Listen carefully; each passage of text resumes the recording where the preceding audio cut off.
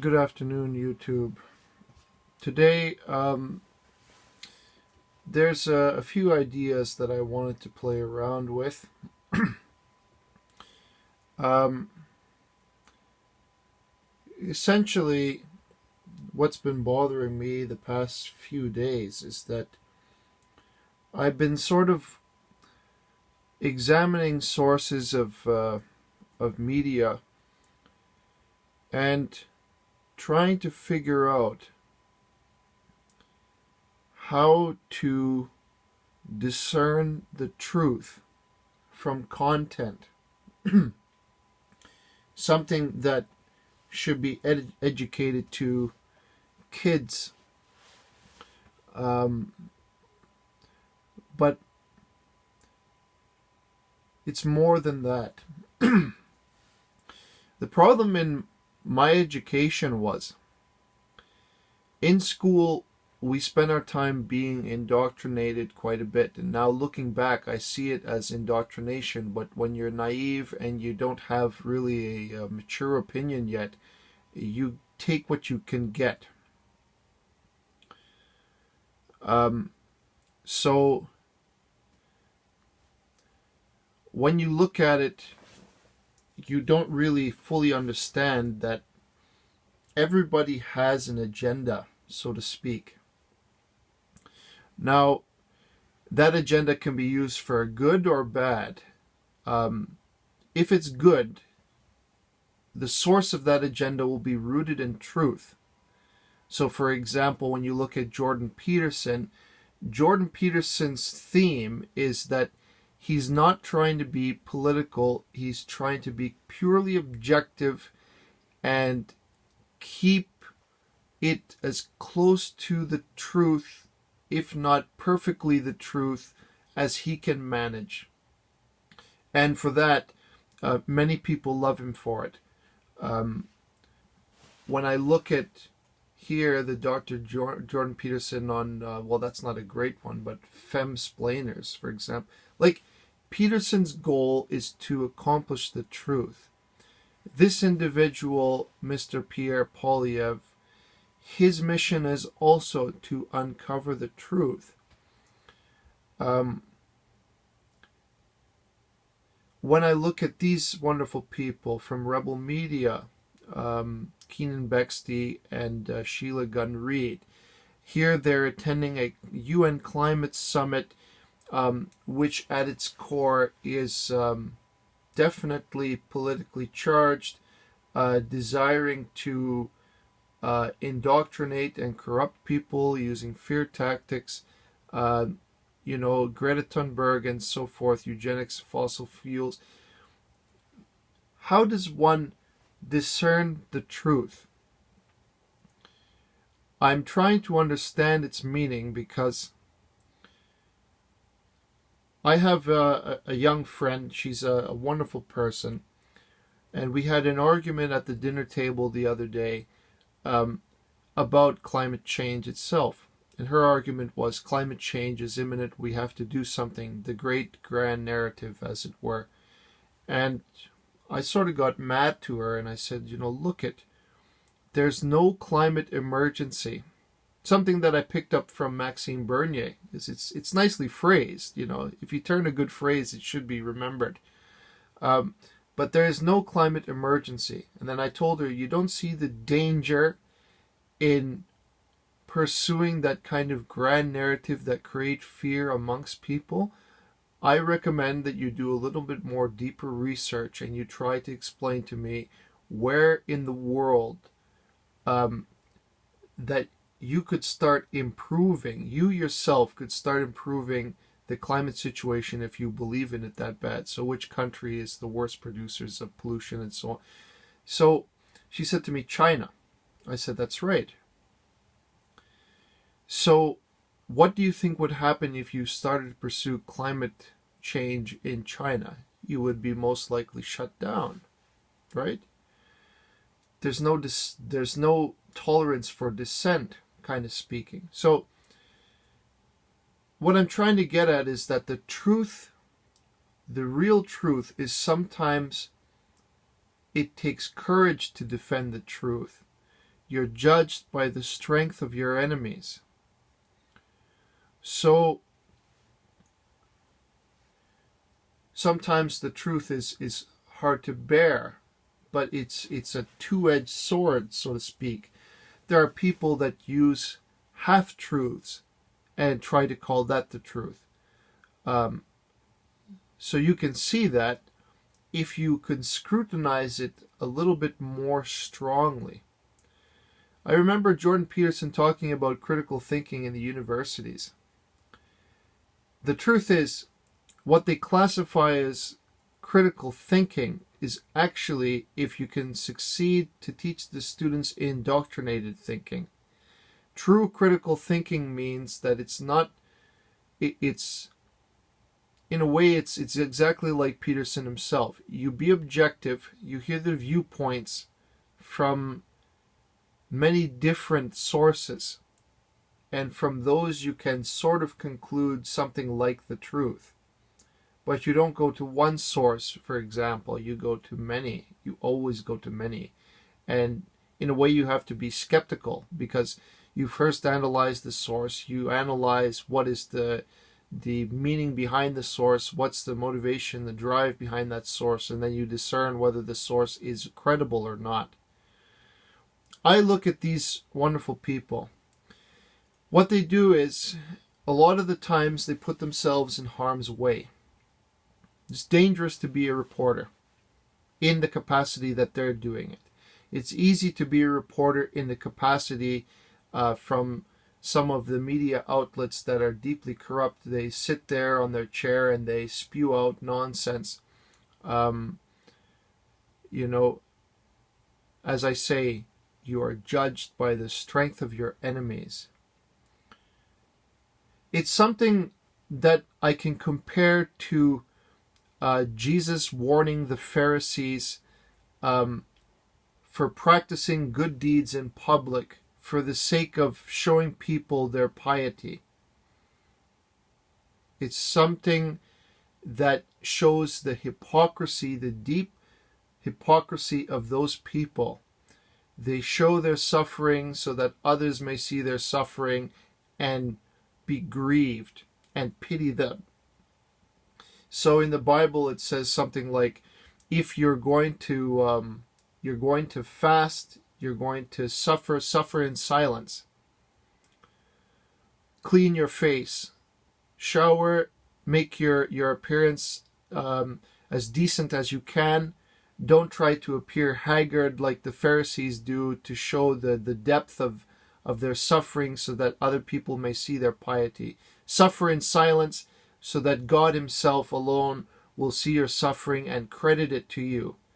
To those who show their suffering publicly, they have already received their reward. It's something like that, It goes like that, and it goes back to the point that you're judged by the strength of your enemies. I look at these people. I've seen Keenan many times chase after the former Minister of Defense, chasing him in a parking lot, trying to get answers to questions.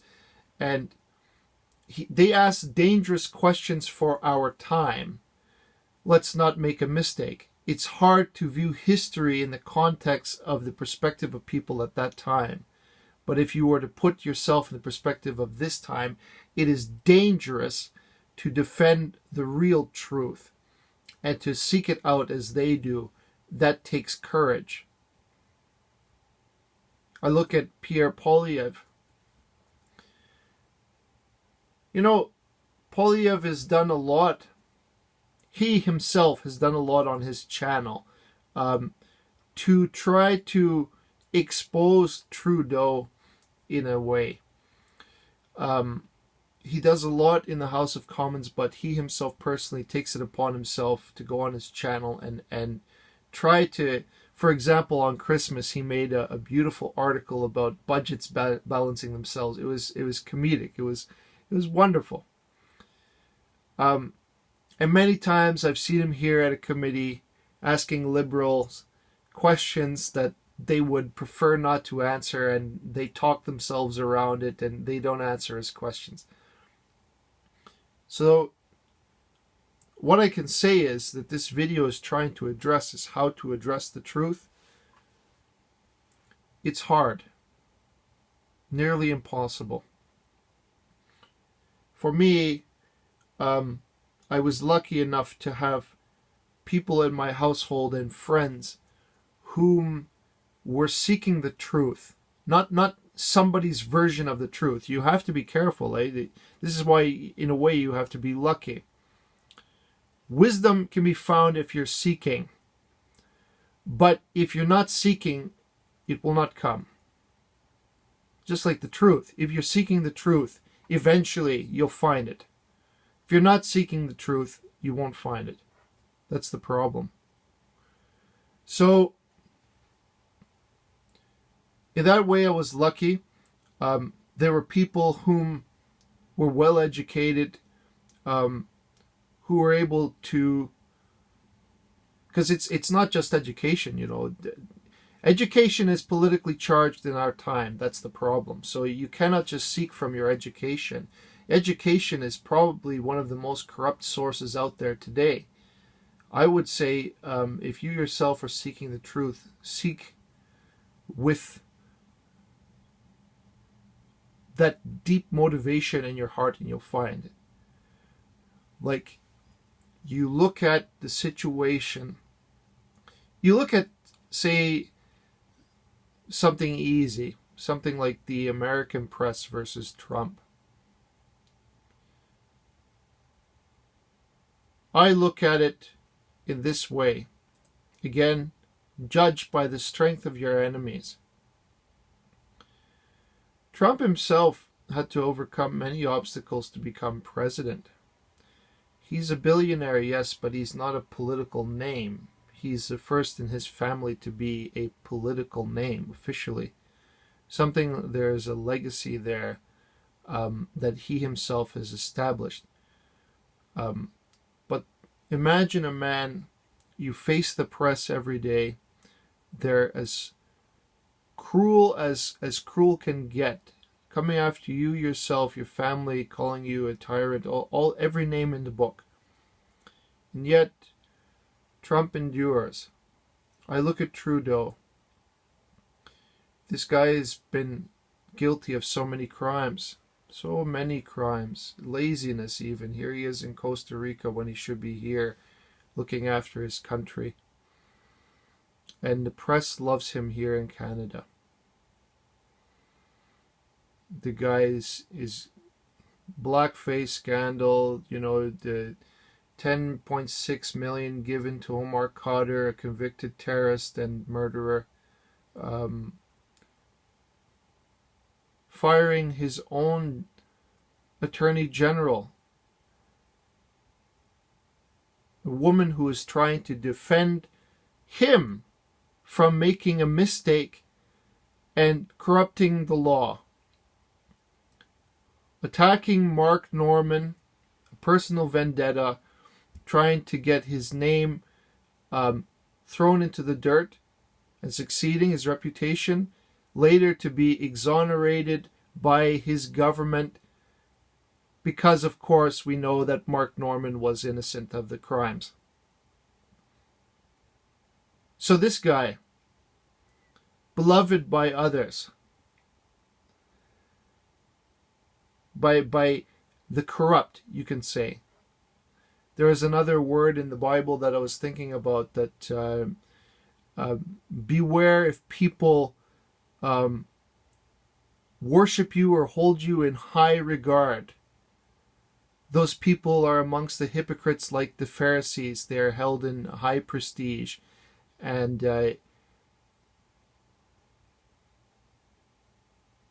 they are the ones far removed from the truth. I'm paraphrasing, but I believe it's something like that.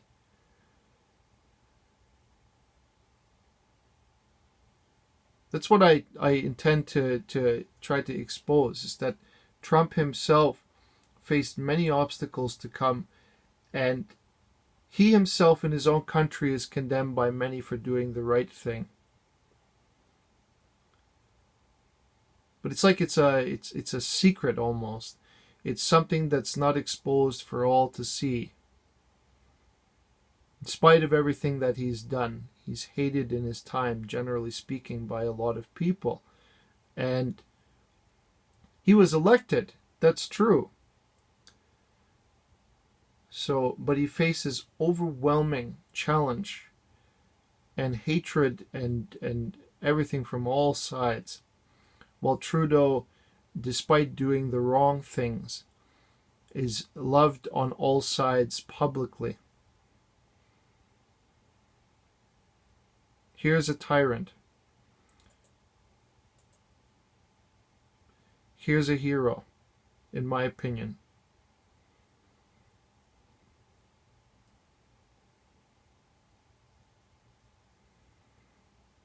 Tyrant. This guy has done terrible things to Canada. And when I look at Pierre Poilievre, I admire the way that he goes about his business. See, he was questioned many times if he would be leader. And I think he outright refused because he has no plans of being a leader. He likes the, let's call it the position of soldier, if you will. He likes to be on the ground, like essentially not ruling, but faithfully trying to do what he thinks is right. There are many constraints on a leader that prevent him from acting as he likes. And I'm sure there are many underlying motivations. He's wise to refuse power. That's a person that deserves it the most. I look at Rona Ambrose. She would make an excellent leader as well. But, you know, the point I'm trying to get at is this. It's hard to uncover the truth. But in our country, because I'm trying to address that problem here in Canada, under Trudeau, the truth is being suppressed, legally binding it into suppression, into a corner, if you will. And it's hard. It's actually constitutionally illegal now to speak the truth. Legal constraints have been put in place to prevent you from speaking. And that's the difference. When you look at something as simple as like the gun, the right to have firearms, right? So one of the amendments of the American Constitution is the ability to possess firearms. And that, of course, if you know history, is because those who put down that document wanted to protect the citizens. The citizens have the right to protect themselves from government. Ergo, they get to be armed. They are permitted to be armed to protect themselves from government in case of a tyranny. That's why it's a freedom. That's why it's in the amendment. It's in the Constitution, pardon me. So, in Canada, to defend the truth is becoming more and more difficult. And education is forefront to blame. They're at the forefront. They're the most guilty party. They are the most corrupted party. There's something I heard about that it is because of payment that they're corrupt. So they're not making enough money and so on and so forth. But I think part of it is fear. In this time, one never should underestimate the amount of fear surrounding to tell the truth, let's say, and the courage it takes to live the truth and to tell the truth and to seek the truth. So that's the issue. And I want to quote Jordan again. He said something like the communist regime, he was talking about the communist regime. At its foundation, the communist regime has no solid foundation. So I think he was talking about Dostoevsky, or it might have been another writer, another philosopher, but I think it was Dostoevsky, who brought down the communist regime with a book, Gulag Archipelago. And he also said that the communist regime endures based on people's willingness to lie, to embrace lies, and to fail to stand up for the truth. In places like China, if you tell the truth or you stand for the truth, you will be executed. The power of the gun, the power of the bullet. There's a famous saying amongst, something what I heard in the past. If the Chinese cannot conquer you by money or by women, they give you more money and they give you more women. Whatever your vices is, they try to fulfill it. If you fail to comply with what they wish, they'll give you the power of the gun, the power of the bullet. It means you die and disappear if you cannot be corrupted. So the price of the truth at its extreme is blood. Freedom is defended by blood. So when we look at it, our time is extraordinary. It's a time of great humility, of great learning. It's a time for heroes to stand up first. And I mean heroes in the sense of common people. Stand up. Don't let the truth be hidden or oppressed. Wherever you are, it's very important that you endeavor to do something like that.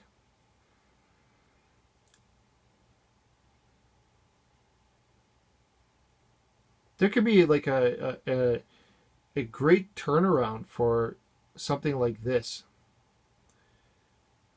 But I think that what's happened is Trudeau's come to us to educate us in the wrong way to lead, the wrong way of conduct, the wrong way of...